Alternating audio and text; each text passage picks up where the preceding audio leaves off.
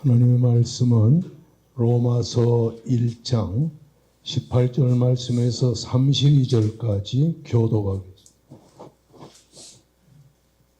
로마서 1장 18절에서 32절까지 이 말씀을 우리가 교도할 때 들려오는 하나님의 음성 듣기를 바랍니다. 하나님의 진노가 불의로 진리를 막는 사람들의 모든 경건하지 않음과 불의에 대하여 하늘로부터 나타나나니 이는 하나님 알만한 것이 그들 속에 보이라. 하나님께서 이를 그들에게 보이셨느니라. 창세로부터 그의 보이지 아니한 것들 곧 그의 영원하신 능력과 신성이 그가 만드신 만물에 분명히 보여 알려졌나니 그러므로 그들이 핑계하지 못할지니라.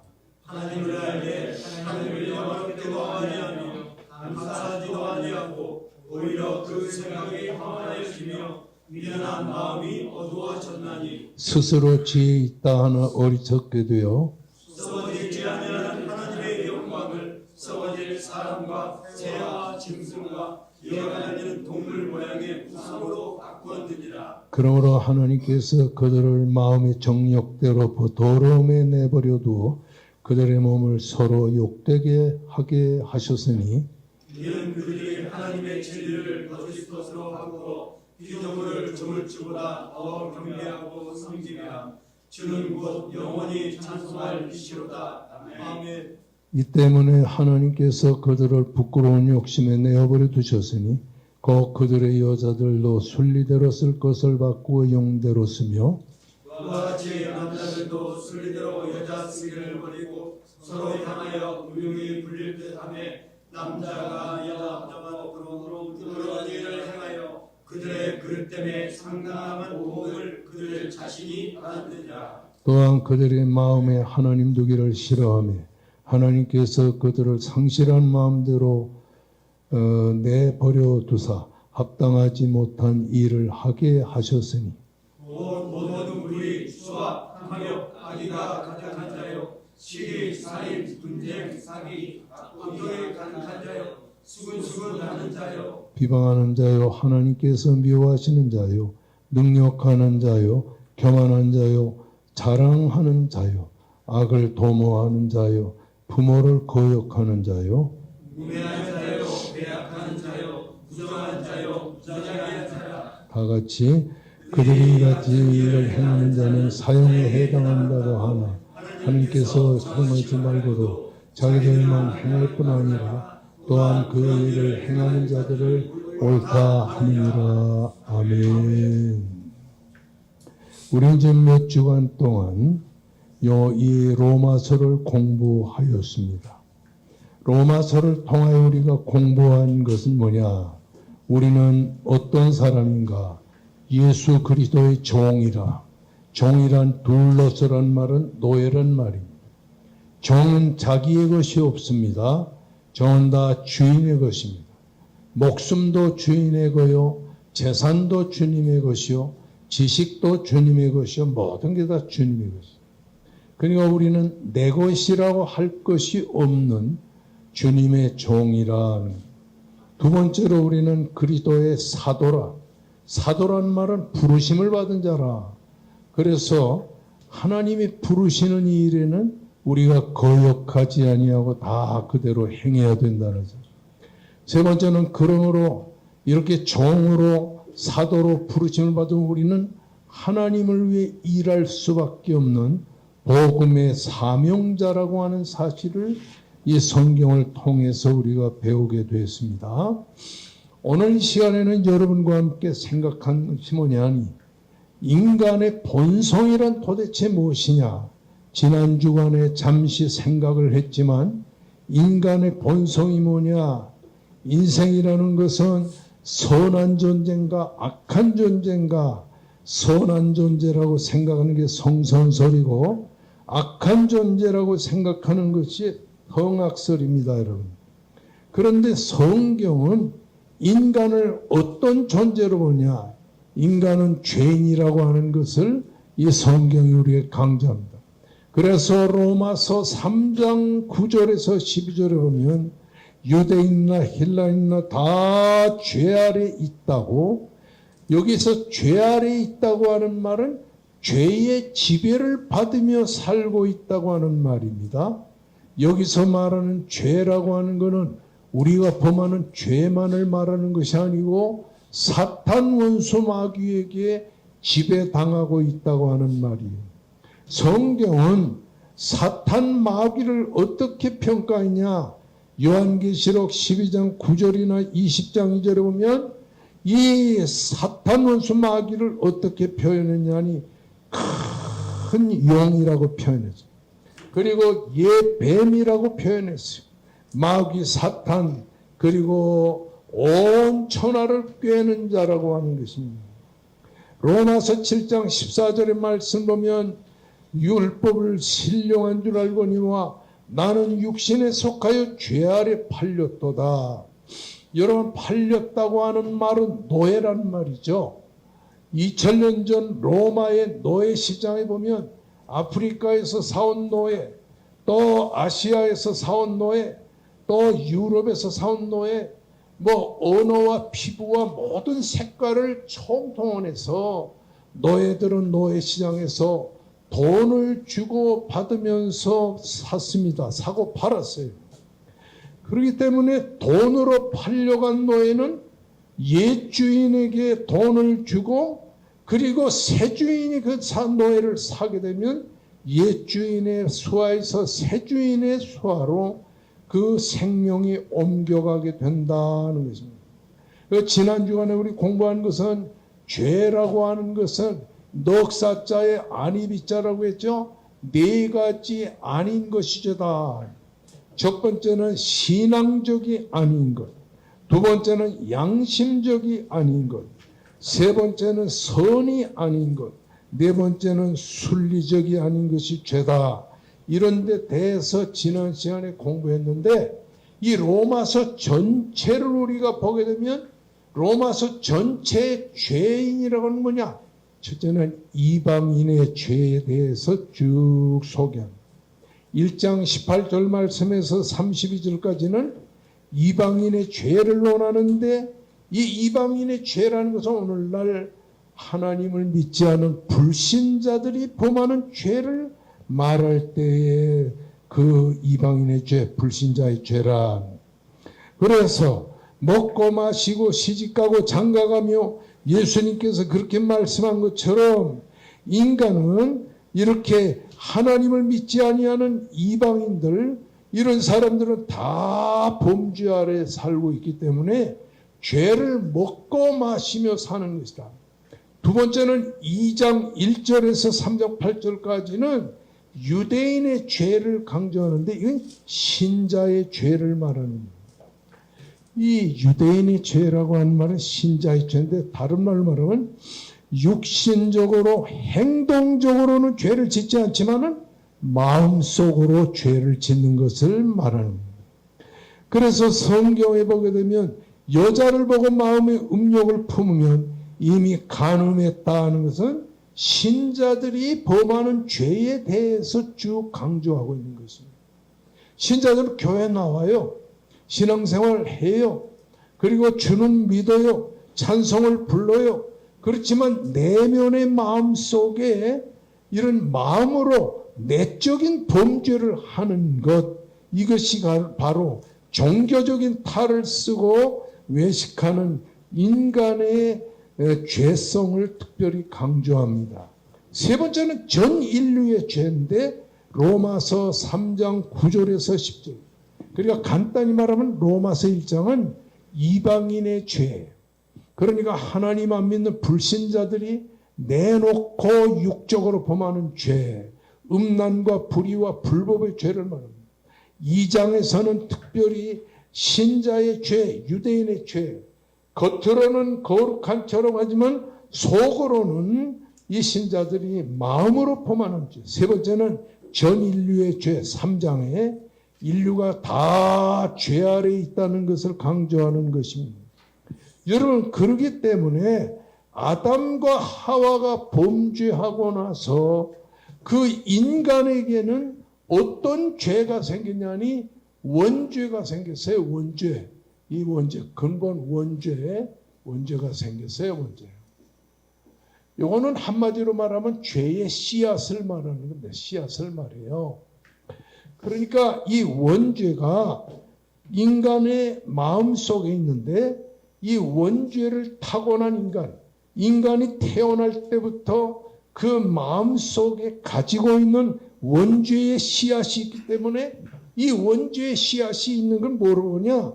자꾸만 죄를 짓고 싶은 욕망이 생기는 것입니다. 지나가는 여자를 보면서도 자꾸 딴 생각을 하게 됩니다. 이런 원죄가 인간의 내면 속에 있는데 이것이 바로 죄의 씨앗이에요. 그런데 이러한 가운데 로마서 7장 8절과 11절에 보면 죄가 기회를 타서 그러면 여기 죄가 기회를 탔다고 하는 말은 여기서 말하는 죄라는 것은 마귀를 특별히 강조하는 것입니다. 그러니까 창세기 4장 7절 말씀에 보면 내가 선을 행하면 어찌 낯을 들지 못하겠느냐 선을 행치 아니하면 죄가 문에 엎드리느니라. 그러니까 여기 이제 사람이 있으면 여기가 문이 있다. 여기에 딱 뱀이 여러 개 있다가 드나드는 사람을 갖다가 이렇게 독으로서 이렇게 공격하는 거죠. 사탄 원수마귀가 우리 인간의 마음 밖에 딱 있는데 원래 인간의 마음 속에는 원죄가 있어서 죄의 씨앗이 있어요. 그러므로 자꾸 죄를 지을 욕망을 안고 산단 말입니다. 인간이 죄를 지을 욕망을 안고 사는데 이렇게 자꾸 마귀가 마음 밖에서 죄를 짓고 싶은 인간의 욕망을 자꾸 충동질을 하게 된다고 하는 거예요. 그래가지고 죄가 문에 엎드린단 말은 뱀이 문 밖에 엎드리고 있는 것처럼 그렇게 되는 것입니다. 마음문 밖에서 원수 마귀가 이렇게 웅크리는 뱀처럼 이렇게 웅크리고 있다가 우리 마음 속에 인간의 욕망을 자꾸 자극하게 되는 것이. 그러므로 고린도전서 7장 5절의 말씀을 보면 서로 분방하지 말라. 기도할 틈을 얻기 위하여 합의상 얼마 동안 하되 곧 다시 합하라. 이는 너희 절제 못함을 인하여 사탄으로 틈타지 못하게 하리라. 이렇게 말을 했어요. 그러니까 죄가 기회를 타요. 틈을 타요. 그래가지고 우리 인간의 본능을 자극하는 이런 육적인 범죄에 우리를 이렇게 접목시키는 것입니다. 여러분, 노련한 등산가는 발을 디딜 틈만 있으면 비집고 올라가듯이 원수 사탄 마귀도 틈만 있으면 우리 인간의 마음속에 침투하게 된다는 것을 보여주는 것입니다. 요한복음 13장 2절의 말씀 보면 마귀가 가르도다의 마음속에 예수를 팔려는 생각을 집어넣어요. 이렇게 마귀 사탄은 우리 인간의 마음속에 예수를 팔려는 생각이 뭡니까? 물질에 대한 잘못된 생각을 자꾸 집어넣어 주는 것입니다. 그래서 고린도후서 11장 3절에는 뱀이 그 관계로 이와를 미혹했다. 그 뱀의 관계란 말은 원수 사탄 마귀의 시험의 유혹을 말하는 거예요. 이것이 우리 인간에게 미혹의 영으로 역사하게 됩니다. 처음에는 이 사탄이 우리 인간을 이렇게 유혹하고 공격하는 방법 중에 하나가 잘못된 호기심이에요. 다윗에게는 두 아내가 있었어요. 그런데도 다윗이 그 우리아의 아내 밧세바의 벌거벗은 몸, 그 목욕하는 걸 보고 호기심이 생겼어요. 이 사탄 원수 마귀는 우리를 호기심으로 무너뜨려요. 그리고 우리 인간은 연약할 때에 이 호기심에 넘어지게 됩니다. 그리고 보암직도 먹음직도 탐스럽게 할 만큼만 인간의 내면의 욕심이 인간을 무너뜨리는 도구가 됩니다.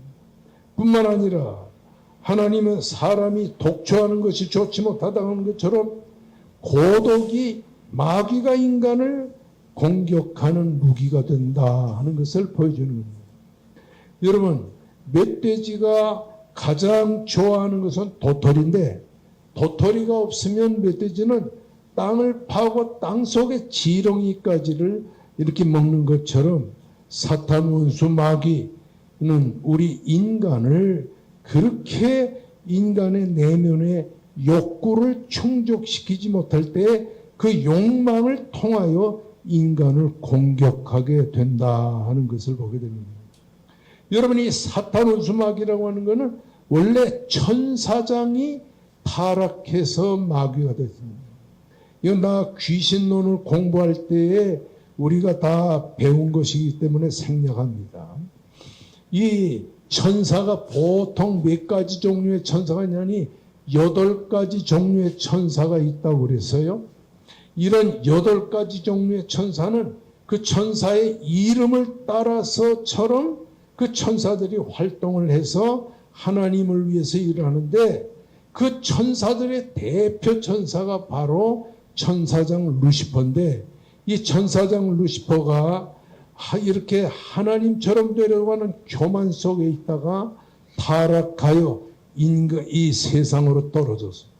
그래서 하나님의 세계인 셋째 하늘과 인간의 세계인 땅 가운데 공중이 있는데 공중의 자리를 잡아요.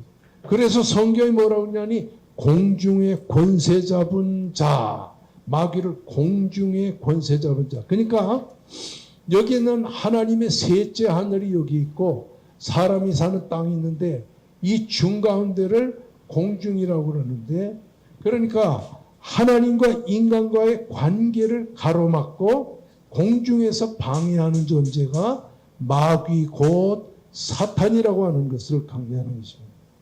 그러므로 이 하나님과 인간의 관계는 뭐로 돼요? 하나님이 말씀으로 찾아오죠. 두 번째는 인간이 기도로 하나님을 찾아가죠. 그러니까 말씀의 시간, 기도의 시간에 이 공중 중가운데서 방해하는 존재가 사탄 원수 마귀라 이 말이에요. 자꾸 설교 시간에도 딴 생각하게 하고 기도 시간에도 잡념을 자꾸 주는 것입니다.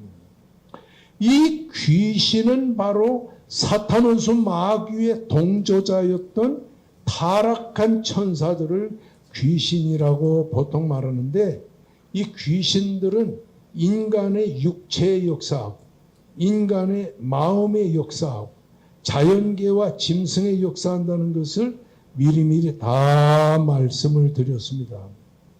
여러분 이렇게 해서 인간은 죄를 짓고 죄로 말미암아 타락해졌는데 송곳을 주머니에 넣으면 언젠가는 구멍이 뚫리듯이 인간의 죄는 하나님 앞에서 숨길 수가 없다는 것을 보여주는 겁니다. 지난 시간에 공부를 마무리 지은 것은 뭐냐? 여러분 아까도 얘기했지만은 죄하면은 따라하십다. 이방인의 죄, 유대인의 죄, 전 인류의 죄, 이렇게 세 가지를 공부했는데 이방인의 죄는 곧 불신자들의 죄인데 이런 불신자들은 죄를 어떻게 져요? 육신적으로 그냥 범죄를 합니다. 성적인 범죄, 물질적인 범죄, 세속적인 욕망의 범죄를 그대로 하는데 하나님은 이런 죄를 질 때 이방인이 누구예요? 불신자죠. 불신자, 이방인. 이게 다 지금 로마서 1장에 있는 겁니다. 따라하십시다. 이방인의 죄. 이런 이방인들이 범죄하는 죄를 하나님께서 어떻게 징치하느냐 하면 유기해요. 유기라는 말은 뭔가 하면 버린다는 뜻입니다. 버린다는 뜻. 그러니까 이방인들은 신자와 달리 이방인들은 어떻게 하나님께서 징벌하시느냐, 심판하시느냐, 징벌하시느냐 하면은 유기예요. 유기가 뭐예요? 버리는 것입니다. 버리는 것. 그러니까 불신자들은 죄를 짓고 먹고 마시고 온갖 불의와 음란과 폐역을 해도 하나님께서 관여하지 않아요. 그냥 버려둬요. 버려둬요. 여러분 이쯤 되면은 야, 그 불신자들 참 재미있겠다. 아니 하나님이 죄를 져도 버려두니까 얼마나 좋아요. 그러니까 불신자들은 죄를 져도 벌을 안 받아요. 일정 기간 동안 유기하기 때문에, 버려두시기 때문에 이 불신자들은 그 죄에 대하여 징벌을 받지를 않아요. 그러므로 알아야 되는 것은 세상의 불신자 이방인들의 형벌 중에 형벌이 뭐냐? 버림받은 거예요. 버림받은. 믿습니까? 아멘. 그래서 아까 우리가 쭉 여기에서 읽은 대로 로마서 1장 24절 한번 읽어봅니다. 1장 24절 시작. 그러므로 하나님께서 그들을 마음의 정욕대로 더러움에 내버려 두사 그들의 몸을 서로 욕되게 하니. 요새 뭐 그냥 신문지상에 텔레비에 뭐 인터넷에 그냥 얼마나 음란한 얘기들이 많습니까, 여러분? 여기 보니까 더러움에 내버려 두시는데 어떤 더러움? 마음의 정욕대로 더러움에 내버려 두세요. 우리 예수 믿는 사람은 조금만 마음속으로 부끄러운 마음이 생길 때는 양심의 가책이 생기고 하나님 앞에 회개하게 되는데 불신자들은 마음의 정욕대로 더러움에 내버려. 그 불신자들이 마음속으로 짓는 정욕적인 마음에 끌어오르는 마음으로 생겨지 결과가 더러운 행위죠. 더러운 행위. 그래도 그런 죄를 범하는데도 하나님께서는 모르는 척하고 가만둬요. 그러니까 어떤 문제가 생기냐니 더러운 성적인 범죄를 쉴 수 없이 쉴 사이 없이. 자, 26절 읽어봅시다. 26절 시작. 이 때문에 하나님께서 그들을 부끄러운 욕심에 내버려 두셨으니 곧 그들의 여자들도 순리대로 쓸 것을 바꾸어 용의로 쓰며. 자, 거기 보면 부끄러운 욕심에 내버려둬요. 여기 부끄러운 욕심이란 말은 강렬하고도 저열한 욕심. 그러니까 이 부끄러운 욕심, 강렬하고도 저열한 이런 성적인 욕심. 그렇게 되니까 어떻게 돼요? 여자들도 순리대로 쓸 것을 바꾸어 영리대로 쓰며. 여기에 순리대로 쓴다는 말은 성생활을 순리대로 해야 된다는 건데 이거와 정반대의 영리적으로 살아가기. 자, 28절 읽어봅시다. 28절 시작. 또한 그들이 마음에 하나님 유기를 취하매 하나님께서 그들을 그 상실한 마음대로 내버려 두사 합당하지 못한 일을 하게 하셨으니. 여기에 상실한 마음대로 살도록 버려두세요. 여기 마음이 상실했다는 말은 뭐예요? 양심이 다 없어졌다는 거예요. 그래서 이 상실한 마음이니까 한마디로 그냥 완전히 비양심적으로 살아도 되도록 그냥 하나님께서 버려두셨어요. 자, 저를 따라하십다. 마음의 정욕대로 더러움에 내버려두사. 26절에는 따라하십다. 부끄러운 욕심에 내버려두사. 28절에는 따라하십다. 상실한 마음대로 내버려두사. 그 아까 내버린다는 말은 조직신학적으로 뭐라고 그랬죠? 유기, 버려두는 거예요. 이렇게 상실한 마음대로 비양심적으로 부도덕하게 세속적으로 살아도 아무런 문제가 없이 그냥 하나님께서 손끝 하나 대지를 않는단 말입니다. 네? 이렇게 하나님은 이 불신자 이방인들이 아무런 죄의식이 없이 성적으로 문란하고 욕심에 이끌려 살면서 전혀 하나님에 대한 의식이 없이 제멋대로 사는 거예요. 오늘 세상 사람들이 다 그렇지 않습니까? 우리는 하나님을 의지하고 살기 때문에 조금만 비양심적으로 되게 되면 양심의 가책을 받는데 불신자들은 그런 게 아무것도 없어요, 여러분. 그러니까 세상에 사는 불신자들은 정말 세속적으로 제 좋은 대로 산다는 말입니다. 그래서 F.B. 마이어라고 하는 학자는 이런 말을 했어요. 저들의 변질에 대한 하나님의 벌이었다. 이렇게 하나님이 비양심적으로 살아도 부끄러운 욕심으로 살아도 그러면 잃어버린 이 상실한 마음대로 살아도 마음의 정욕대로 살아도 하나님이 아무 간섭도 안 하기 때문에 세상 사람들은 제멋대로 산다. 근데 요한 칼빈은 뭐라고 그랬냐면 단순한 사람으로 죄에 빠지는 것을 허락하실 뿐더러 그렇게 수배하셨다. 이렇게 불신자들이 세상적으로 유혹 속에서 제멋대로 살아도 하나님께서 그대로 내버려 둔단 말입니다. 유기는 하나님이 내리시는 최고의 형벌입니다. 하나님은 하나님으로부터 버림받은 인간들을 하나님의 심판대 앞에 설 때까지 하나님께서 내 마음대로 해봐라. 너 살고 싶은 대로 살아봐라. 이렇게 하나님께서 내버려. 그러므로 우리 인간이 무슨 짓을 하든지 하나님은 관여하지 아니하시고 버려두시는 거예요. 내 마음대로 해봐라.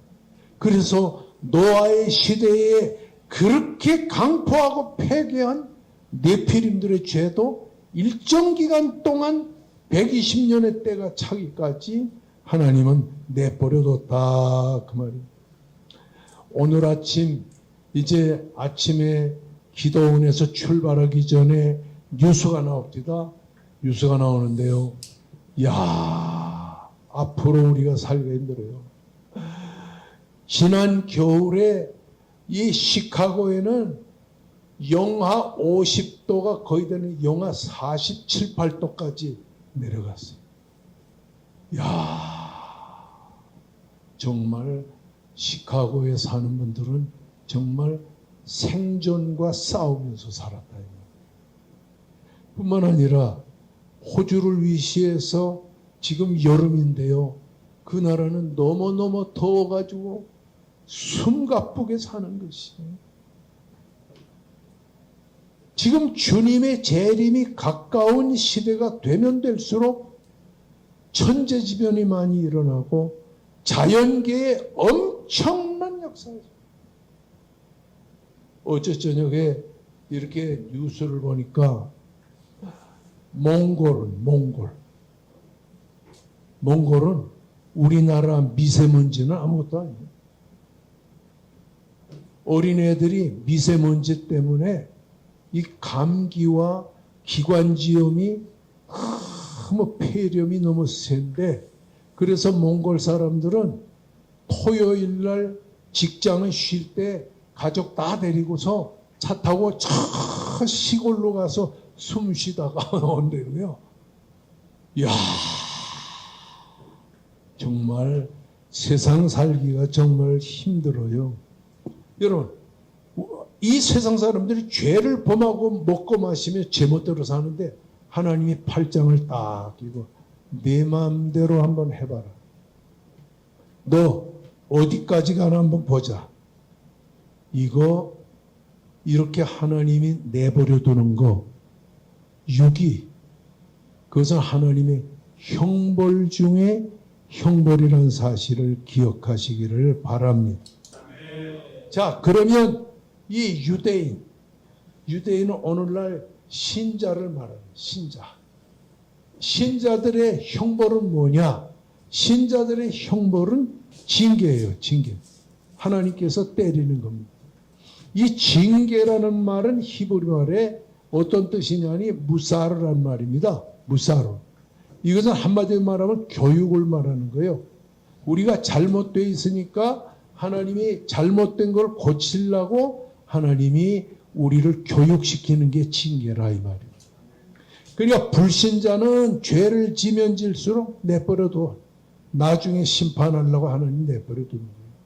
정욕에 내버려두고 비양심에 내버려두고 상실한 마음에 내버려두고. 그러니까 불신자들은 죄를 지면서도 죄의식이 없는 거예요. 그냥 내버려두니까 그냥 그대로 사는 거예요. 근데 신자는 하나님이 범죄하면 뭐래요? 하나님이 징계하시는 징계. 하나님이 때리시니까 얼마나 아파요. 그래서 우리가 잘 아는 히브리서 12장 6절, 8절, 10절에 뭐라고 그래요?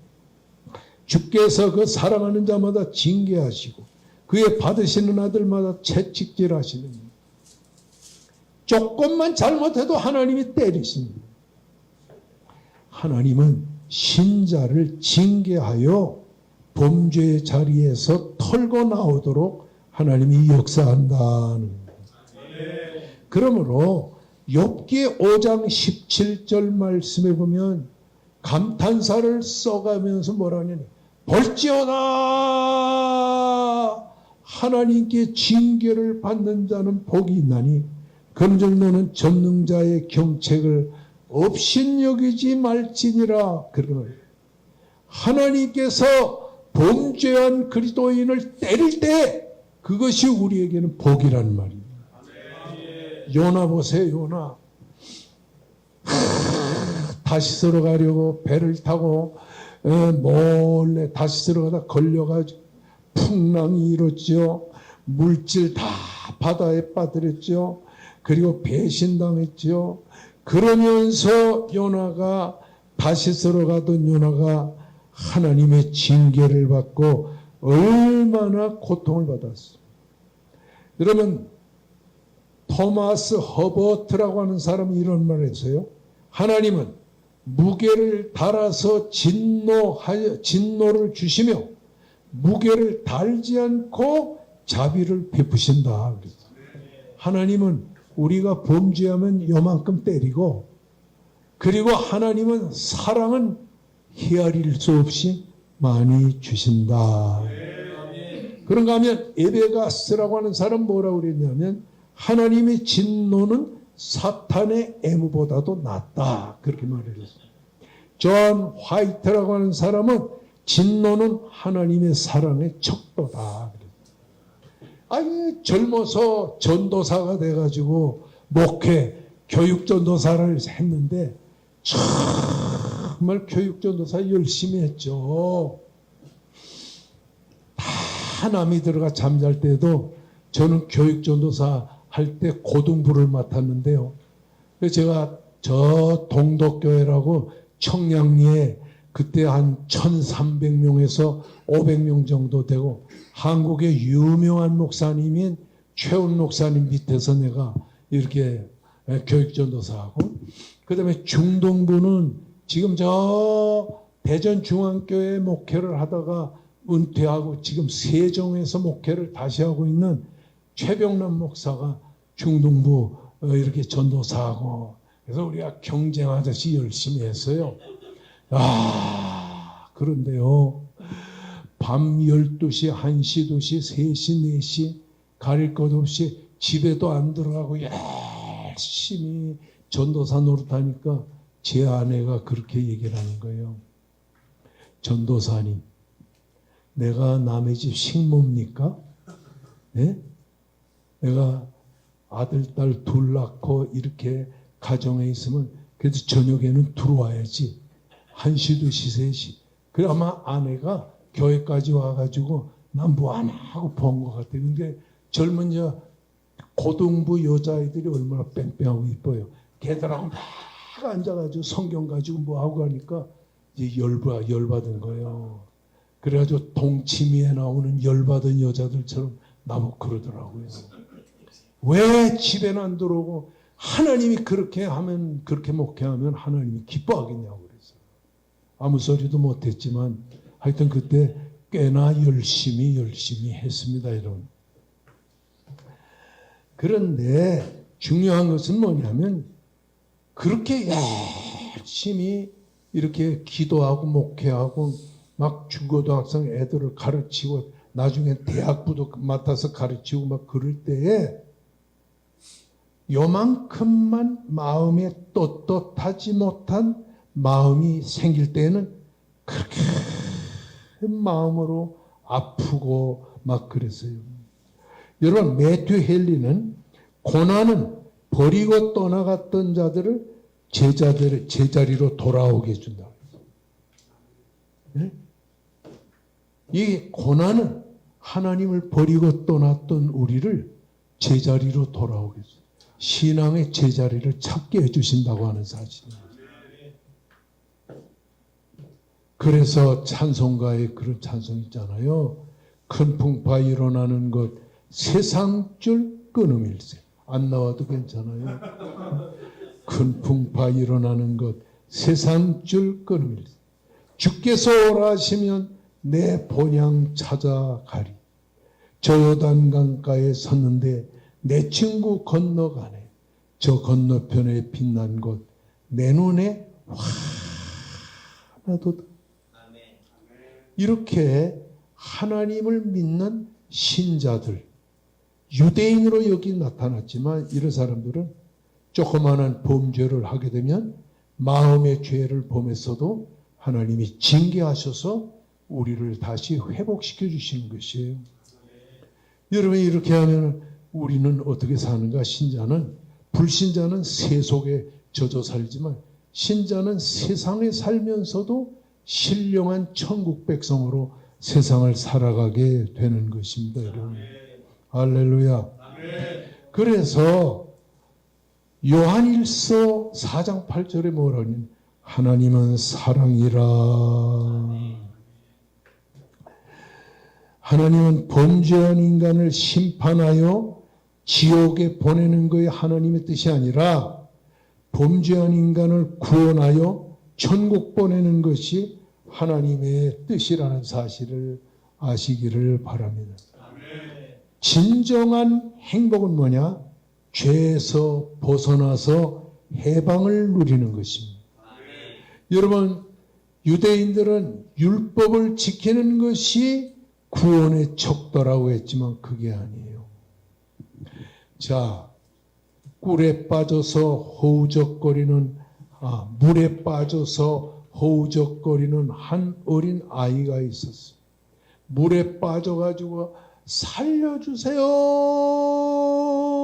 살려주세요 외쳤는데 아버지가 그런 아들에게 지켜야 할 계명을 하나씩 주문했습니다. 그래가지고 주노의 하나님을 경배하라. 경배하겠느냐? 예, 살려만 주시면 경배하겠어요. 잘 지키겠어요. 율법 잘 지키겠어요. 그러나 구원받고 나면 구원받은 아이는 그 율법을 지킬 수가 없어요. 다시 말하면 인간 자기 스스로는 인간의 선한 행동으로 구원받을 수가 없어요. 여러분, 어느 날 청년 하나가 선한 선생님이요, 내가 무엇을 하여야 영생을 얻으리까? 그랬더니 예수님께서 계명을 지키라, 살인하지 말라, 간음하지 말라 이러니까 내가 그런 것들은 다 어려서부터 지켰습니다. 그랬더니 예수님 뭐라고 그러세요? 한 가지 내게 부족한 것이 있는데 내 있는 것을 다 팔아 가난한 자들이 주고 와서 나를 쫓으라 그랬어요. 이게 뭡니까? 율법으로는 구원받을 수가 없다는 말입니다. 그래서 로마서 3장 20절의 말씀을 보게 되면 그러므로 율법의 행위로 그의 앞에 의롭다 하심을 얻을 육체가 없나니 그렇게 말했습니다. 여러분, 오늘 우리는 이 세상을 살면서 죄인임에 틀림이 없지만 하나님이 징계로 우리의 죄를 채찍질하시고 우리를 다시 깨끗하게 붙들어 주셔서 구원에 이르게 하셨다는 사실을 기억하시기를 바랍니다. 여러분, 율법에는 그 기능과 역할이 있어요. 율법은 세 가지 기능이 있습니다. 첫째는 율법은 어떤 기능이냐? 정죄의 기능이 있습니다. 그래서 율법이 있기 때문에 우리가 죄인이라는 것을 깨닫게 되는 것이다. 그래서 로마서 4장 15절이나 2장 12절에 율법으로 진노에 이르게 된다는 거예요. 두 번째는 율법은 뭐냐? 우리가 죄인임을 깨닫게 해주셔요. 로마서 3장 20절에 율법의 행위로는 의롭다함을 얻을 육체가 없나니 율법으로는 죄를 깨달음이니라고 말씀하고 있는 것입니다. 하나님은 우리에게 율법을 주신 것은 죄에서 구속하는 방편으로 주신 것이 아니고 죄를 깨달으라고 주신 것이다.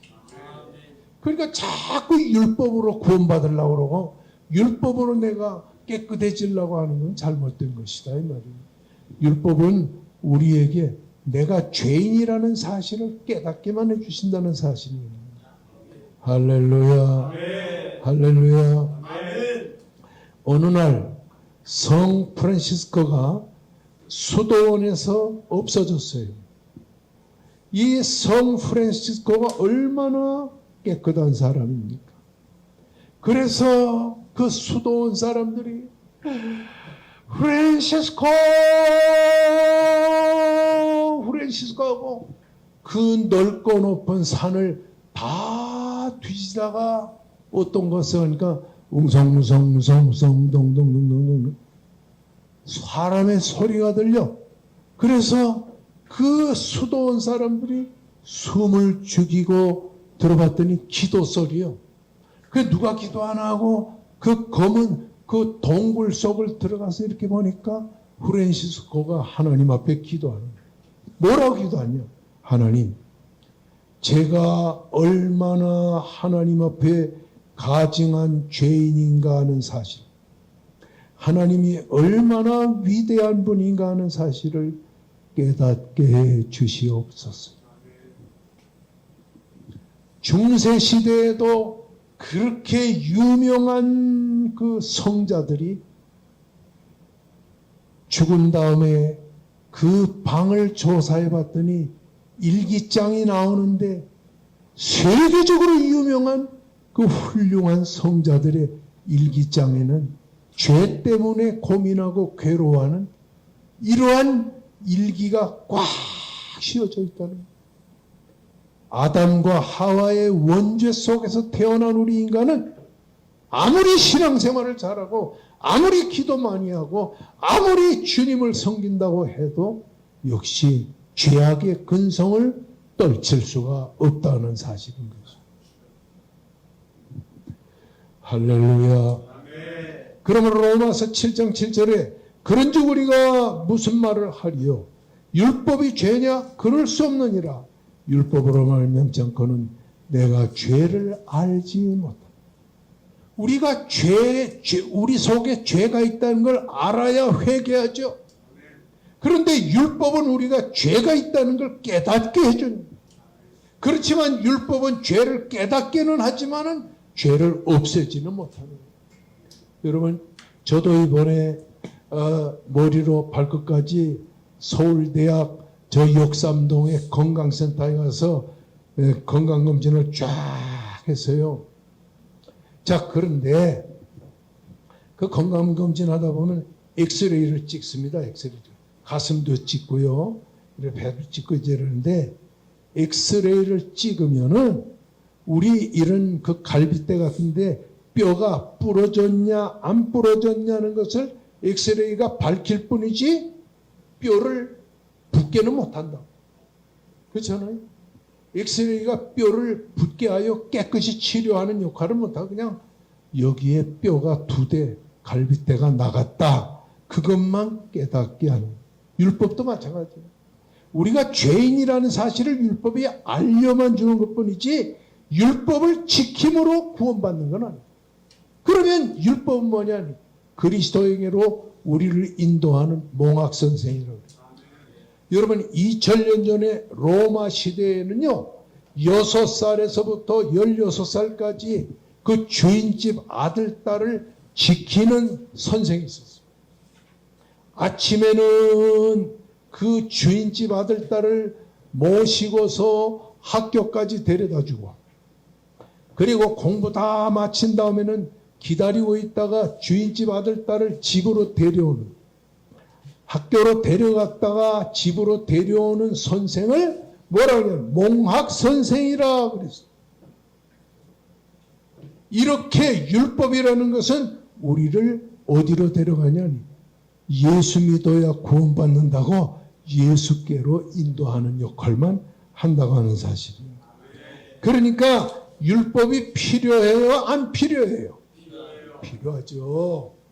다 알면서 물어보는 말에 대답하려니까 참 미안하기도 하지만 이거 성경 공부하는 거니까 뭐 미안해도 어떻게 할 수가 없죠.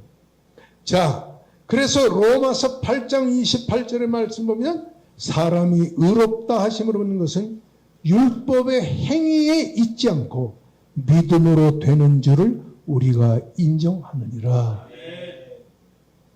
율법이 뭐예요? 첫째, 우리의 죄 있다고 정죄합니다. 그건 죄야. 두 번째로 우리가 죄를 범한 걸 깨닫게 해주십니다. 세 번째는 깨달은 죄를 해결받으려면 예수 그리스도를 찾아가야 된다. 예수가 너를 위해 죽었다고. 이걸 가르쳐줘.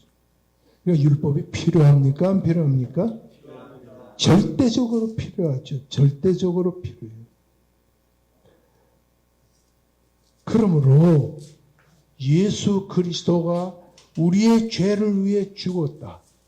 그러므로 예수가 우리를 위해 죽었으니 우리는 누굴 믿어야 돼요? 예수를 믿어야 돼요. 그래서 로마서에 이신칭의, 이신득이, 예? 자, 따라하시다. 믿음으로써 의를 얻는다. 다른 말로 말하면 믿음으로써 구원에 이른다. 자, 누굴 믿어요? 자기를 믿어요? 아니죠? 누굴 믿어요? 예수 믿어요. 예수 어떤 예수예요? 우리의 죄를 대신 지시고 죽어주신 예수. 피 흘려주신 예수. 그분이 우리의 구원의 주님이라는 것을 믿는 것. 이신득. 그래서 오늘 여기까지 공부했지만 여러분 로마서 전체는 이신득이 또는 이신칭의 이신득이 또는 이신칭의를 가르쳐 주는 것이에요. 오늘 그것을 우리가 이제 공부하기 위해서 서론에 이르게 된 것입니다. 그러니까 바울 사도는 이 이신득이의 교리를 뭐라고 그랬냐 하니 복음이라고 했어요. 복음이 뭐예요? 기쁜 소식이에요. 복된 소식. 자, 율법을 지켜야만 구원받는 줄로 알았던 과거 율법주의자들, 이방인들 또는 유대인들에게 율법은 죄를 죄로 정죄하고 율법은 죄를 깨닫게 하고 율법은 그리스도에게 우리를 인도하는 역할만 한다. 그럼 우리의 구원은 예수다. 예수가 십자가를 지심으로 우리를 구원해 주셨다. 이것을 받아들이는 것을 뭐라고 그래요? 믿음이라고 그래요. 믿음. 믿음 받아들이는 거예요. 그러니까 나는 구원받을 수가 없어. 내 힘으로는 구원에 이를 수가 없어. 그런데 예수가 우리를 위해 십자가를 지심으로 우리의 죄를 대속하셨어. 그러므로 예수만이 우리의 구원의 주야. 이 예수를 우리의 구주로 믿게 하는 것이 바로 율법의 역할이라고 하는 사실. 그러니까 율법이 필요해요? 안 필요해요? 필요하죠. 그래서 믿음이 좋아지면 율법을 더 감격적으로 받아들이게 됩니다. 그러나 율법이 우리를 구원하는 것이 아니고 율법이 인도하는 그리스도가 우리의 구주라는 사실이에요. 여러분, 그래서 예수 그리스도로 말미암아 믿음으로 구원받는다. 이 신득이를 뭐라고 그래요? 복음이라고 그래요. 복음이 뭐예요? 복된 소식이라 입니다. 여러분, 돈 벌어 잘 사는 걸 가르쳐 주는 것이 복음이 아니고 성공하는 길을 가르쳐 주는 것이 복음이 아니에요.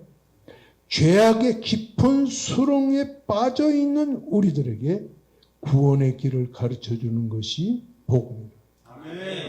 이렇게 목사 노릇하고 목회하다 보면 저렇게 예수 믿은 신앙이 경륜이 짧은 사람들에게 어떻게 그냥 안수 한번 탁 하면 그냥 나가자빠져가지고 2시간 있다 천당에서 돌아왔다 그러면서 믿음이 좋아지는 길은 없겠는가? 그런 안타까움도 있어요. 근데 그게 기독교의 본질이 아니라는 말입니다. 구원은 우리를 대신해서 십자가에 달려 죽으신 예수 그리스도의 십자가가 우리 구원의 길이라는 사실. 예수로 말미암아 구원받는다는 사실. 그러므로 다양한 문제를 안고 교회 나온 사람들에게도 그 다양한 문제를 해결해 주는 게 복음이 아니라 사업에 실패한 사람에게는 돈 버는 길을 가르쳐 주고 암 걸린 사람은 툭 치면 암이 깨끗이 떠나가고 이게 복음이 아니라 예수 그리스도로 구원받는 천국의 백성 되는 그것을 깨우쳐 주는 게 복음이라는 사실. 할렐루야. 할렐루야. 네. 여러분, 아까도 얘기했지만은 율법은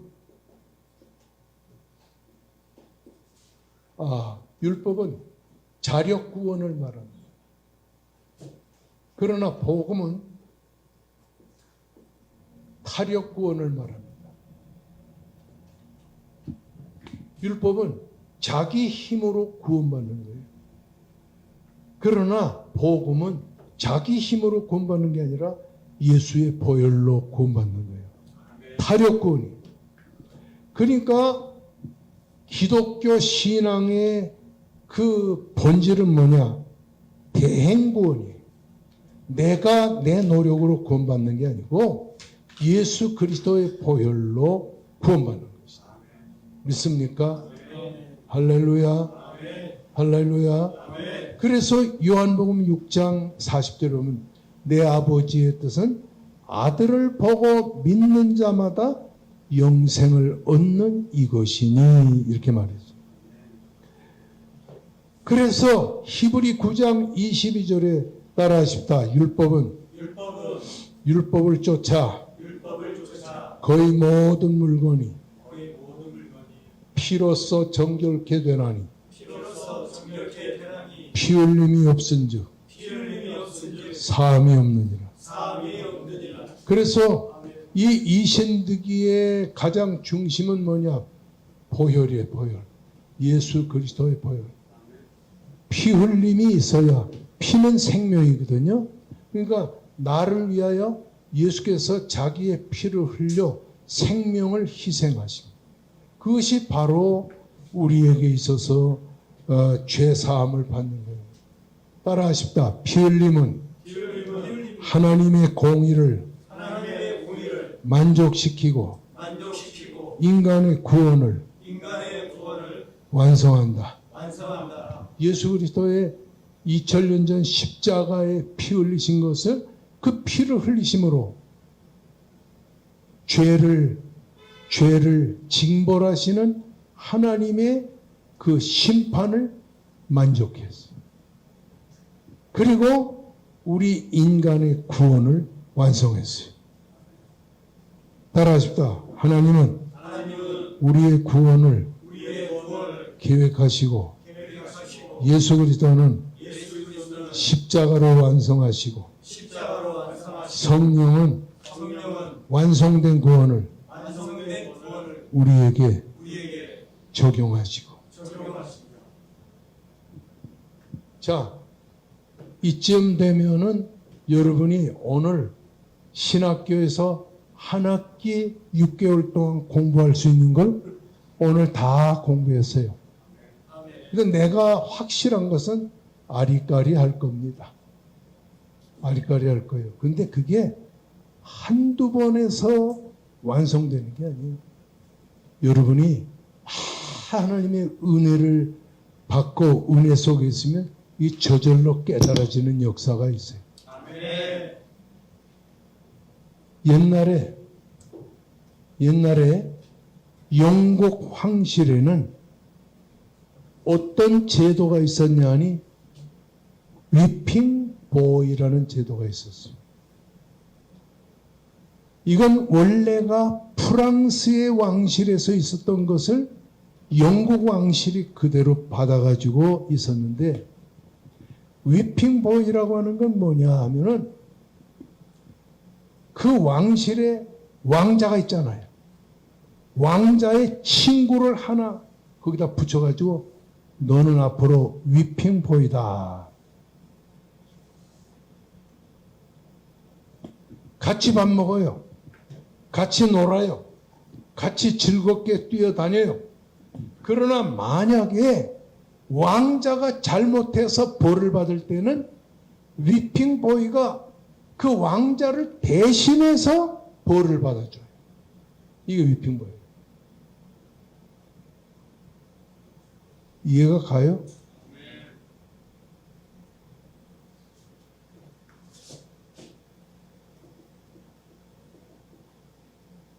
위핑 보이예요. 그러니까 왕자 옆에 항상 같이 있으면서 잠도 같이 자고 밥도 같이 먹고 이렇게 놀고 막 그냥 축구하고 이럴 때 같이 뛰어다니다가도 이 왕자가 범죄하면 그 죄의 대가를 대신 받는 그 소년을 위핑보이라고 그랬어요. 그때 영국에는 제임스 1세의 아들 찰스 1세가 위핑보이가 있었어요. 그래서 찰스 1세가 잘못하면 항상 이 위핑보이가 매를 맞았어요. 그래가지고 성장하면서 영국의 찰스 1세 왕이 됐었어요. 이처럼 예수 그리스도는 우리의 위핑보이다. 우리의 죄를 대신해서 십자가를 지시고 우리의 죄를 대신해서 죽으시고 우리의 죄를 대신해서 구속하셨어요. 이 예수의 그 대신 죽으심을 뭐라고 그래요? 따라하시다. 대속의 죽음, 대속의 죽음, 속량의 죽음, 속량의 죽음, 도말의 죽음, 도말의 죽음, 속전의 죽음, 속전의 죽음, 구속의 죽음, 구속의 죽음, 화목제물, 화목제물, 이런 말로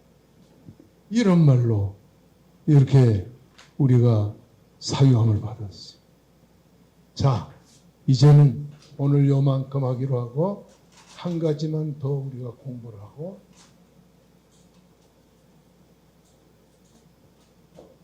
여기는 하나님이 있어요. 여기는 여러분 법정에 가면은 법정에 가면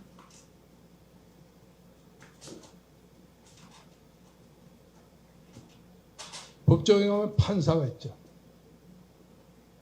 여기 판사 옆에 검사가 있어요. 여기 변호사가 있어요.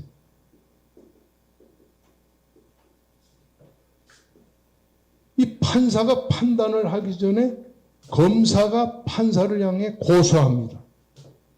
판사님, 여기에 길자연이는 못한 죄를 범해서 형법 몇 조에 의해서 무기징역에 처해 주시기를 바랍니다. 실제로 내가 그런 죄를 진 건 아닌데 예를 들어 무기징역에 처하기를 바랍니다. 이렇게 해서 검사가 판사에게 고소합니다. 그러면 옆에 있던 변호사가 뭐라고 그러냐니, 판사님, 검사님의 말씀처럼 길자연이는 그런 흉악한 죄를 졌습니다. 그러나 내가 저를 대신하여 그 벌을 받아들이겠습니다. 내가 그 벌을 받으니까 판사님, 길자인이를 용서해 주세요. 내가 다 그 죄를 감당했습니다. 이렇게 하는데 이 변호사는 누구를 말하느냐니 예수님이십니다. 이 고소하는 검사는 마귀입니다. 마귀는 날마다 하나님 앞에 우리를 소송합니다. 뭐 어쩌고 저쩌고 저거는 나쁜 사람입니다. 벌 주십시오. 그런데 예수님은 하나님 아버지, 내가 2000년 전에 십자가를 지고 저를 대신하여 죽어주었습니다. 내 죽음을 보시고 저를 용서해 주세요. 이렇게 하는 것이 바로 예수님의 역할입니다. 할렐루야. 할렐루야. 그렇습니다. 우리는 바로 마귀의 입장에서 보면 지옥 갈 백성입니다. 그럼에도 불구하고 하나님은 예수님의 변론을 따라서 우리를 대신하여 피 흘려주시고 죽으시고 사신 예수 그리스도의 십자가의 보혈 때문에 우리가 용서받고 구원받는 것입니다. 이거 하나만 깨달아도 우리는 정말 너무 감사합니다. 자, 이제는 요만큼만 합시다. 우리는 그저 너무 감사할 뿐이에요. 하나님의 은혜 감사합니다.